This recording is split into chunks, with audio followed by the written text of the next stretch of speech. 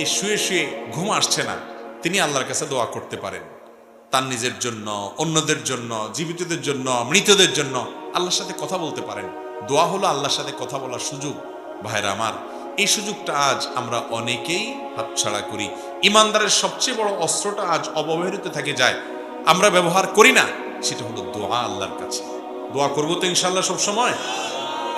ভাইরা আমার, দোয়া করার ব্যাপারে আমাদের একটা ভয় আছে, একটা আতঙ্ক আছে। আতঙ্কটা কি? আমরা মনে করি আমাদের দোয়া কি আর কবুল হবে, এই জন্য আমরা নিজেরা দোয়া টোয়া করি না, যে আমি দোয়া করি কি হবে, গুনাহগার মানুষ।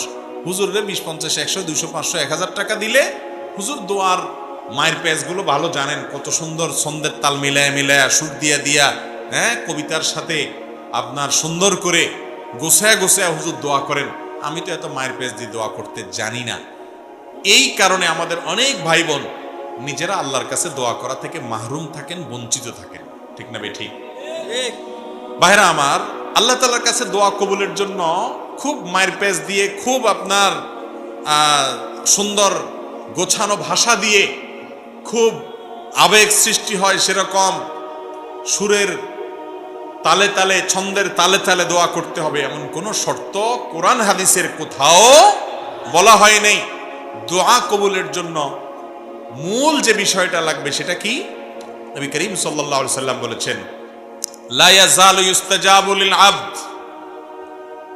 বান্দার দোয়া ততক্ষণ পর্যন্ত কবুল হতেই থাকে, কখনো দোয়া ফেরত দেওয়া হয় না।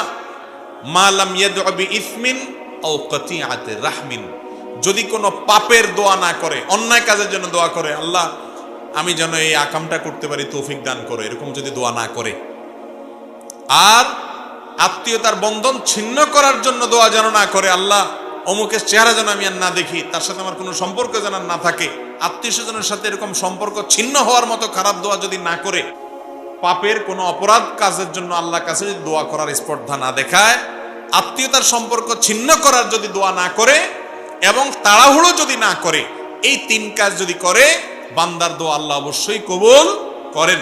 আরেকটা সম্পূরক শর্ত হলো দোয়া কবুলের জন্য হালাল উপার্জন।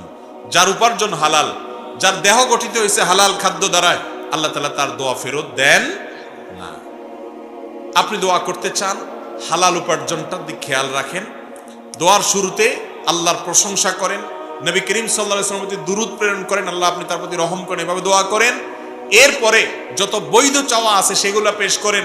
দোয়া করে শেষ করার পর কবুল হলো না কেন, দোয়া এখনো কবুল হয় নাই, অস্থির হবেন না। যদি অস্থির হন, তাড়াহুড়া করেন, তাহলে সেই দোয়ার কোনো লাভ আপনি পাবেন